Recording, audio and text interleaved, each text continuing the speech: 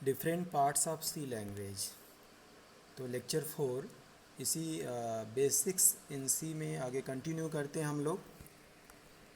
Parts of C language में जो आपके कंपोनेंट्स जो यूज होते हैं, जो बेसिक कंपोनेंट्स हैं, जो बेसिक पार्ट्स हैं जो आपके प्रोग्रामिंग में यूज होते हैं, उसके बारे में हम लोग आज सीखेंगे और उसके बारे में हम लोग डिस्कस करेंगे। तो different parts of C program. तो सबसे पहले हम बात करते हैं प्री प्रोसेसर डायरेक्टिव। इसके पहले हम लोगों ने सी प्रोग्राम का स्ट्रक्चर देखा था। उसमें सबसे जो आपका पहला जो लाइन ऑफ कोड होता है वो प्री प्रोसेसर डायरेक्टिव का होता है एज ए हेडर फाइल। फिर उसके बाद आपके कुछ फंक्शंस भी हो सकते हैं और मेन के अंदर आपके कुछ वेरिएबल्स भी हो सकते हैं, मेन के बाहर भी आपके कुछ वेरिएबल्स हो सकते हैं, स्टेटमेंट्स एंड एक्सप्रेशंस हो सकता है, कमेंट लाइन होगा, टाइप्स ऑफ ऑपरेटर्स होंगे। ऑपरेटर्स जो आपके प्रोग्राम में, जो आपके एक्सप्रेशन में, जो स्टेटमेंट्स में जो यूज हो रहे हैं वो आपके डिफाइन किए जाएंगे। तो these are the various components, various parts of C program which are used during creation of a C program.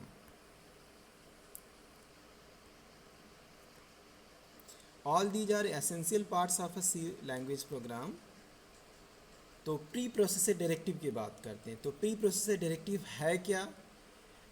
Pre processor directive का काम ये होता है कि जो भी हम फंक्शन यूज कर रहे हैं अपने प्रोग्राम में, उन फंक्शंस को सी के लाइब्रेरी से लिंक करने का काम, सी के लाइब्रेरी में उसको इंक्लूड करने का काम आपका प्री प्रोसेसर डायरेक्टिव का काम है। बहुत ही ध्यान से समझ लीजिए क्योंकि ये क्वेश्चन बार बार पूछा जाता है, what is preprocessor directive. तो hash include is the first word of any C program. जैसे कि हम लोग प्रोग्राम लिखते हैं तो सबसे पहले हैश इंक्लूड लिखते हैं। It is also known as preprocessor. तो हैश इंक्लूड को ही हम प्री प्रोसेसर बोलते हैं। The task of a preprocessor is to initialize the environment of the program to link the program with the header files required.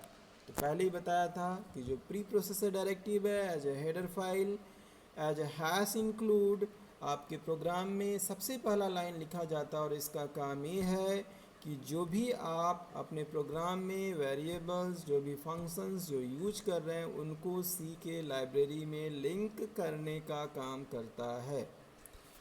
So when we say hash include stdio.h, it is to inform to the compiler to include the stdio.h header file to the program before executing it. तो क्या करेगा ये?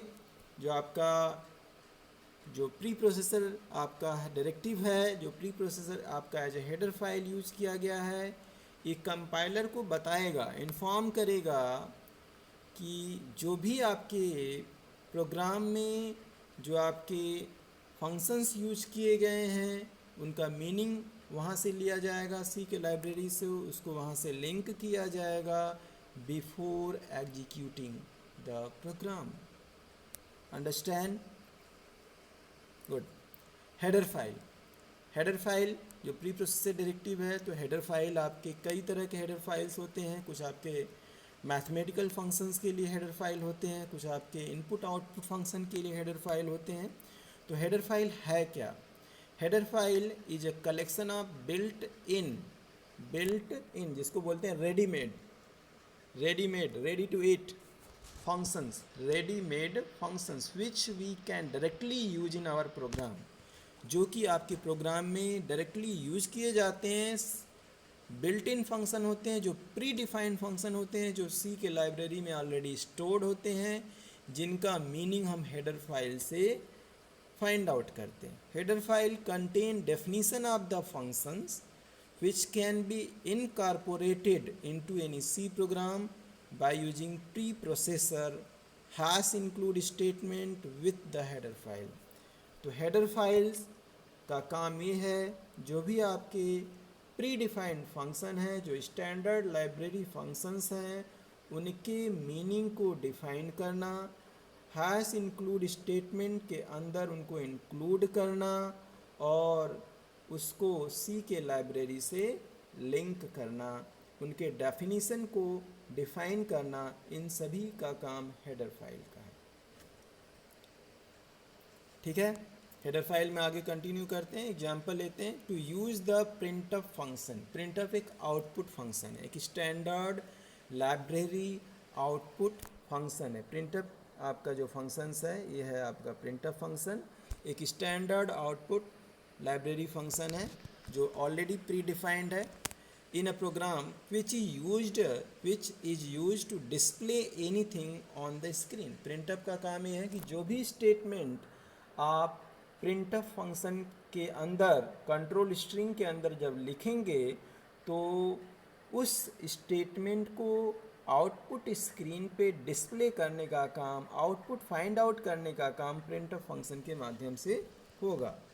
The line hash include stdio.h is required because the header file stdio.h contains the printf function। ये सब already हम लोग discuss कर चुके हैं, क्योंकि stdio.h का पूरा नाम है स्टैंडर्ड, std स्टैंडर्ड, i से इनपुट, o से output, .h, h is a header extension.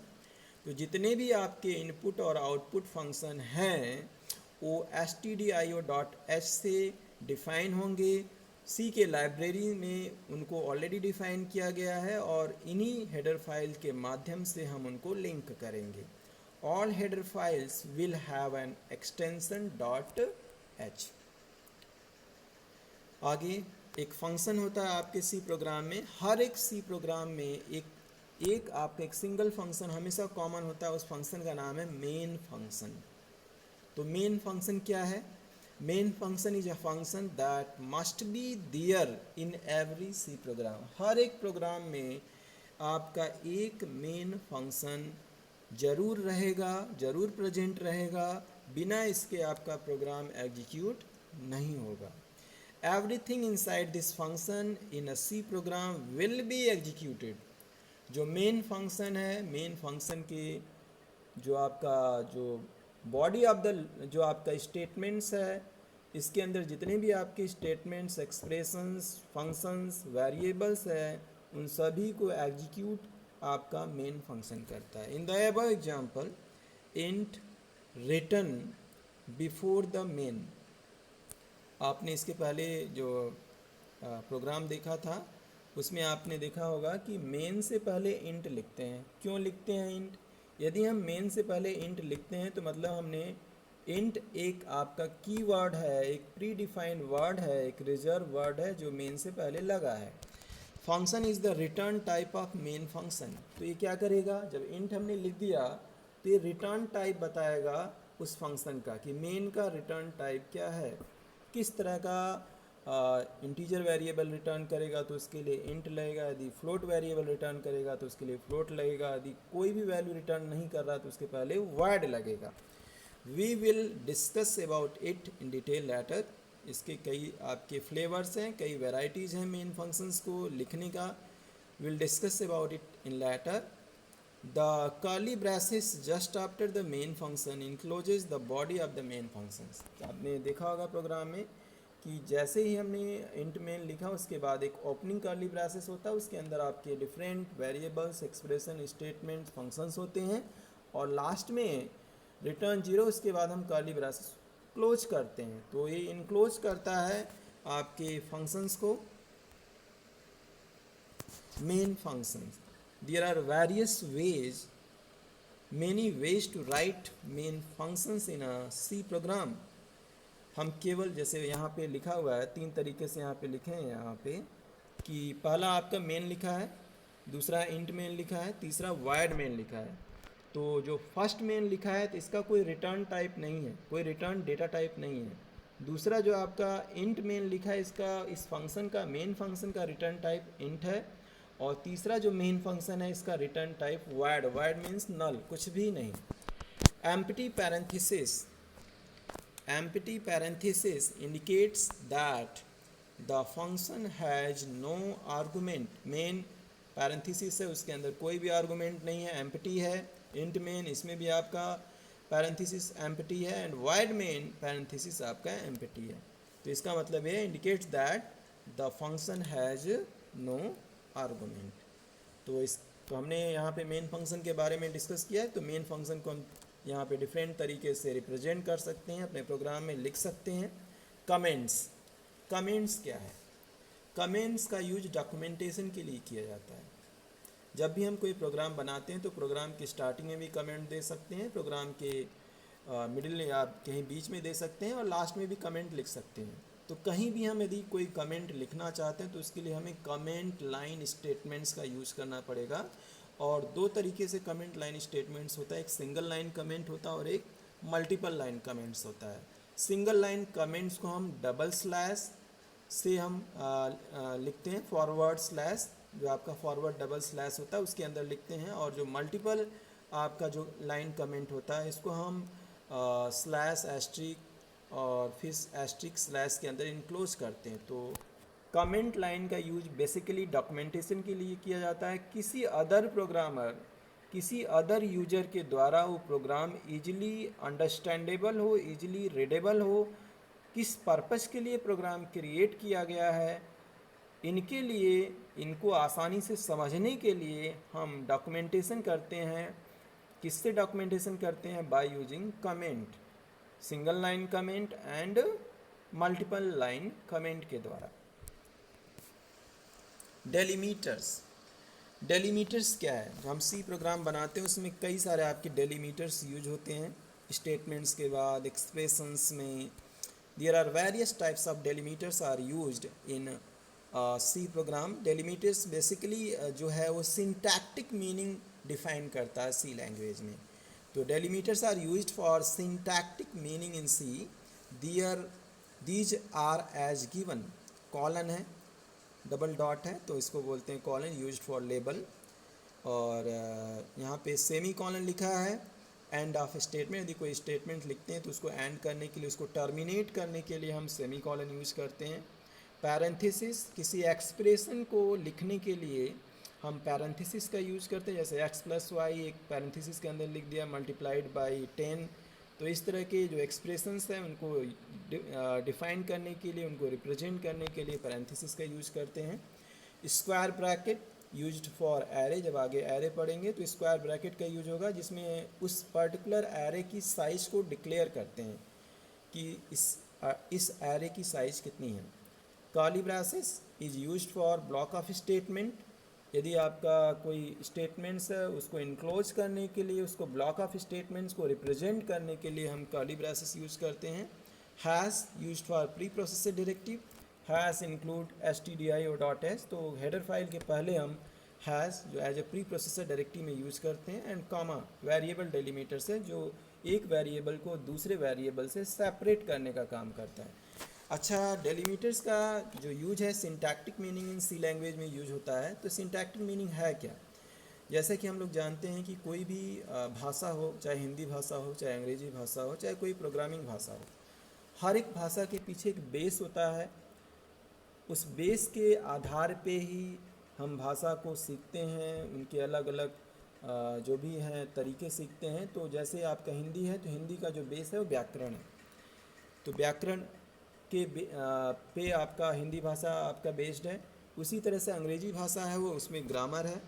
और सिमिलरली जो आपका प्रोग्रामिंग लैंग्वेज है, जो कंप्यूटर की जो भाषा है, उसमें आपका सिंटैक्स है, सिंटैक्टिक रूल्स हैं, उसके बेस पे हम प्रोग्रामिंग भाषा डिस्कस, तो इसको आगे भी डिस्कस करेंगे। सी लैंग्वेज बेसिक सिंटैक्स रूल्स, वही चीज़ हमने जो बताया कि सी लैंग्वेज जो है वो आपका सिंटैक्स पे डिपेंड है और सिंटैक्स के आधार पे ही हम प्रोग्राम लिखते हैं। जब भी कोई डिसीजन मेकिंग स्टेटमेंट्स होता है तो उस डिसीजन मेकिंग स्टेटमेंट्स या कंट्रोल स्टेटमेंट्स हैं तो उसके सिंटैक्स होते हैं और सिंटैक्स के आधार पे हम प्रोग्राम क्रिएट करते हैं। C language syntax specified rules for sequence of characters to be written in C language. तो क्या ये डिफ़ाइन करता है? आपका सिंटैक्स रूल्स, कुछ आपके रूल्स डिफ़ाइन करता है कि हम कैसे प्रोग्राम के जो कोड हैं उसके लाइन ऑफ कोड कैसे लिखेंगे। A smallest individual units in C program is known as C tokens. कभी कभी पूछा जाता है कि व्हाट इज सी टोकन्स। तो C tokens is a smallest individual units in C program, individual building blocks of a C program. जब भी हम कोई बिल्डिंग्स बनाते हैं तो छोटे छोटे जो आपके ईंट के जो आपके होते हैं, उन ईंट को जोड़ के हम दीवार खड़ी करते हैं, एक बिल्डिंग बनाते हैं। उसी तरह से जब हम कोई प्रोग्राम क्रिएट करते हैं सी लैंग्वेज में, तो हम टोकन्स का यूज़ करते हैं, और ये इंडिविजुअल यूनिट्स है सी प्रोग्राम में। और इसके कुछ एग्जांपल्स है like keywords, identifiers, constants, variables, any symbols which has some meaning in C language। जितने भी आपके टोकन्स हैं, सभी टोकन्स का एक मीनिंग होता है, और टोकन्स में आपके कई सारे आपके टोकन्स हैं, जैसे कीवर्ड्स है, प्री डिफाइंड वर्ड्स हैं, आइडेंटिफायर्स है, यूजर डिफाइंड वर्ड्स है, कॉन्स्टेंट्स हैं, वेरिएबल्स हैं, कोई सिंबल है, ये सभी आपके टोकन्स हैं। Some basic syntax rule for C program, कुछ आपके रूल्स हैं, बेसिक रूल्स हैं, syntax rule for C program. C is a case sensitive language.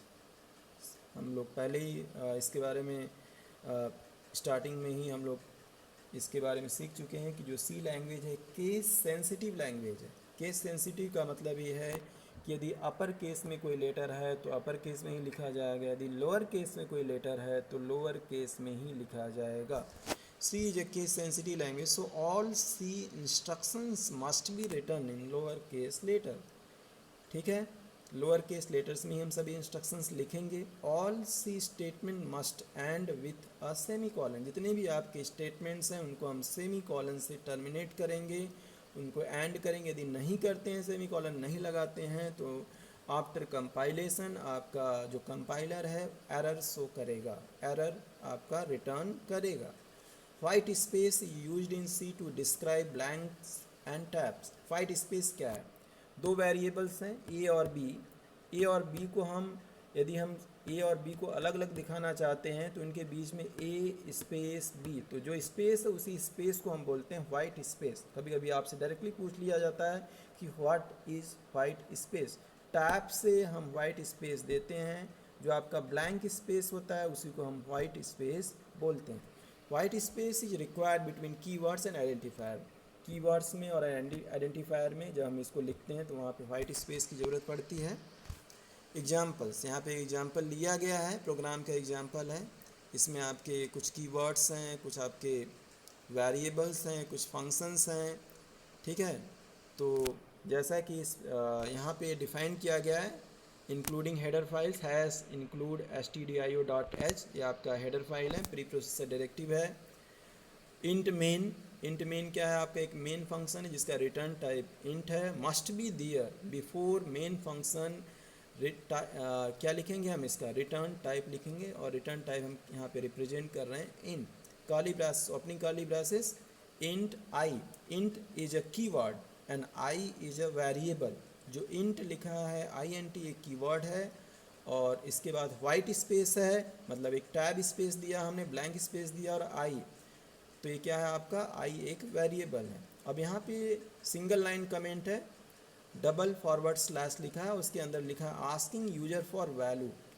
ठीक है, आप इसमें लिख सकते हैं कि आप कोई वैल्यू इंटर कराना चाहिए या नहीं कराना चाहिए, क्या स्टेटमेंट्स है प्रिंटफ स्टेटमेंट के अंदर, तो उसको हम रीड करने के लिए, उसको समझने के लिए हम यहाँ पे कमेंट लिख सकते हैं। प्रिंटफ के अंदर लिखा हुआ है इंटर अ वैल्यू, तो प्रिंटअप के अंदर यदि लिख दिया इंटर अ वैल्यू तो स्क्रीन पे लिख के आएगा इंटर अ वैल्यू। तो इंटर अ वैल्यू, एक ही वैल्यू इंटर करना है, एक ही वेरिएबल आपने डिक्लेयर किया हुआ है जिसका डेटा टाइप इंटीजर है। तो स्कैनअप फंक्शन जो कि एक इनपुट फंक्शन है, और प्रिंटअप जो कि एक आउटपुट फंक्शन है। तो स्कैनअप फंक्शन के माध्यम से हम कोई वैल्यू इनपुट करते हैं during running time, during execution time. Scanf में हमने %d लिखा हुआ है, कन्वर्जन स्पेसिफायर है, डेटा टाइप आपका जो आई है, आई का डेटा टाइप इंटीजर है, इसीलिए यहाँ पे %d लिखा है, m%i। तो एक वैल्यू इनपुट करेंगे, आई की एक वैल्यू इनपुट कर देंगे। गेट सी एच मतलब स्क्रीन पे हम आउटपुट होल्ड करने के लिए लिखते हैं। Semi colon after each statement, जितने भी स्टेटमेंट्स आप देख रहे हैं, जैसे इंट आई है वहाँ भी टर्मिनेट करते हैं सेमी कॉलन से, प्रिंटअप को भी लास्ट में हम टर्मिनेट करते हैं, स्कैनअप को भी हम टर्मिनेट करते हैं, गेट सी एच को भी टर्मिनेट करते हैं। आफ्टर रिटर्न 0 लिखते हैं। रिटर्न 0 इसलिए लिखते हैं क्योंकि हमने मेन के पहले इंट लिखा है। यदि हम प्रोग्राम को एग्जीक्यूट करते हैं तो एक integer variable after execution of program एक इंटीजर वेरिएबल रिटर्न करेगा ऑपरेटिंग सिस्टम को। इससे बचने के लिए हम एंड ऑफ द प्रोग्राम में लिखेंगे रिटर्न 0, ताकि रिटर्न 0 मतलब नल वैल्यू रिटर्न करे, और लास्ट में हम इस ब्रैसेस से क्लोज कर देते हैं, enclosed within curly braces. तो this is a example how we define syntax, how we define delimiters, how we define data types, and how we terminate statement expressions. So these are the different lines of code where we terminate a particular statement by semicolon.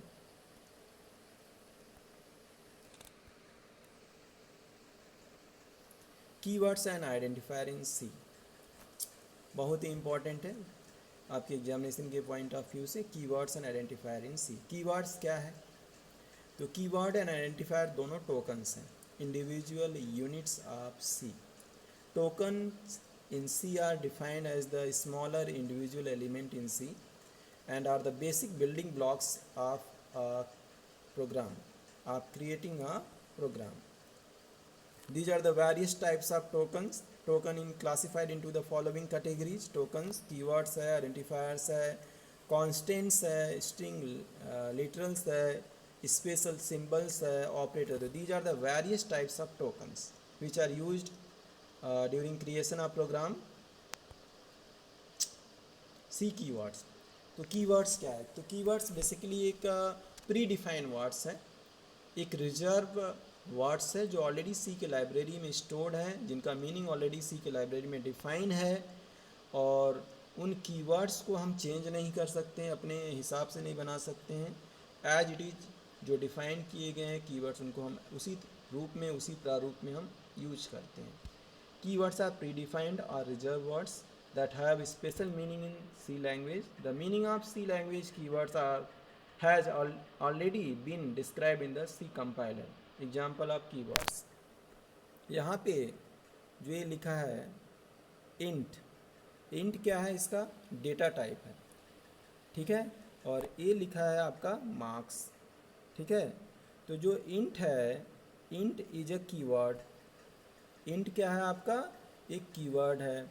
और जो marks है आपका डेलीमीटर्स है, एक variables है जिसका return type आपका integer है, और इंटीजर को हमने पहले ही बता दिया कि ये क्या है, आपका एक कीवर्ड, और लास्ट में इसको टर्मिनेट करते हैं, सेमीकोलन लगाते हैं। List of keywords in C language. There are various keywords. Total number of keywords in C language are 32 keywords. जो सी लैंग्वेज में टोटल आपके जो कीवर्ड्स आपके डिफ़ाइन किए गए हैं, 32 कीवर्ड्स डिफ़ाइन किए गए हैं, और इन्हीं कीवर्ड्स को जो कि प्री डिफाइंड हैं, सी के लाइब्रेरी में ऑलरेडी स्टोर्ड है, उनका मीनिंग ऑलरेडी डिफाइंड है, इन्हीं कीवर्ड्स को मैं एज इट इज़ जब भी जैसा भी ज़रूरत पड़ता है प्रोग्राम में, उसके अकॉर्डिंग हम इन कीवर्ड्स को यूज़ करते हैं। तो these are the various keywords: auto, double, int, struct, break, else, long, switch, case, enumeration के लिए ENUM, register, type definition, constant, return, union, char, float. These are the various data type. Data type के लिए use किया जाएगा unsigned, continue, for, signed, volatile, default, go to, size of, void, do, if, static and while.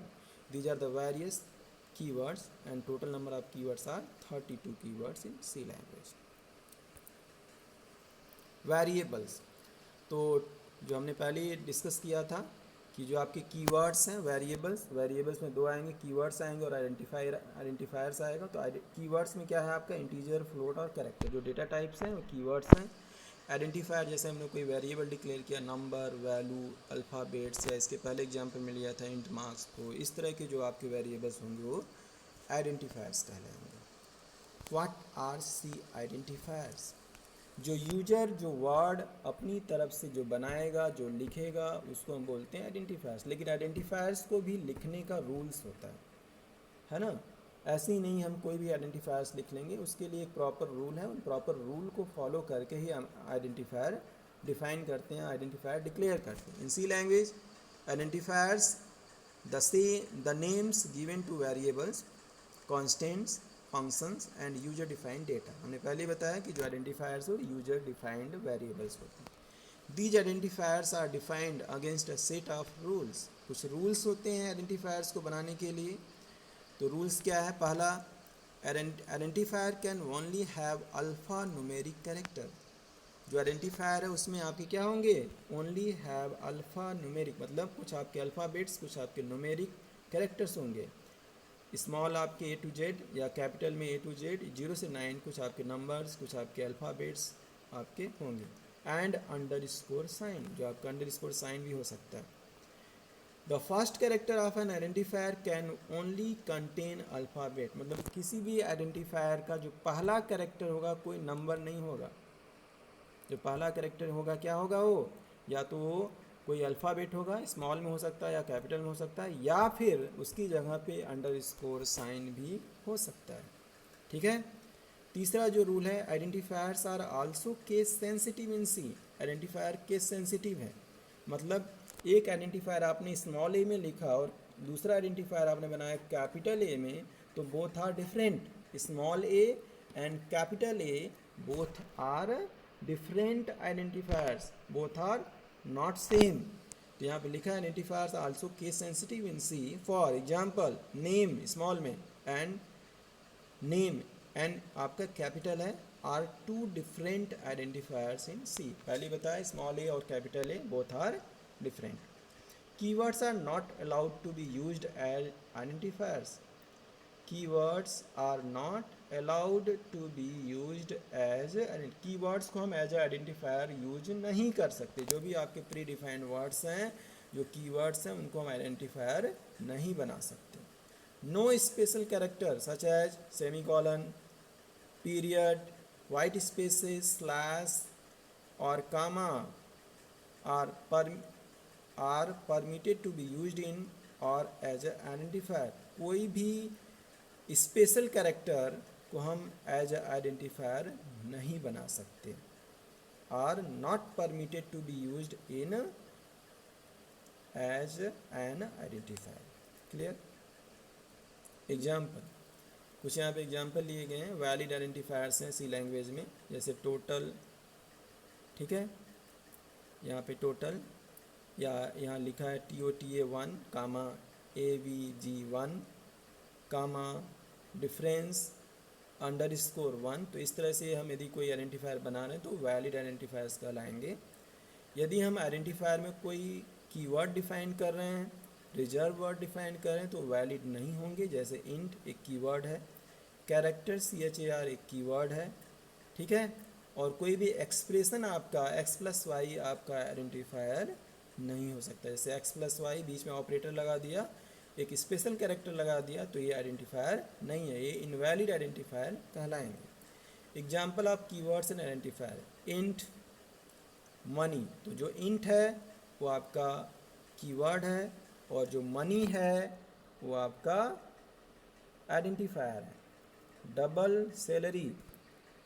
ठीक है, double salary, तो यहाँ पे लिखा हुआ है ना, तो डबल आपका कीवर्ड है और सैलरी आपका identifier. So these are the various example of valid and invalid identifier in C. C character set. C character set. In C language, characters are grouped into the following categories.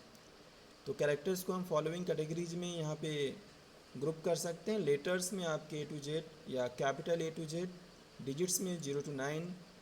तो letters में आपका character constant हो जाएगा, digits में आपका numeric constant हो जाएगा 0 to 9. Special characters such as colon, semicolon, period, underscore, %, these are the special characters used in C language and white spaces.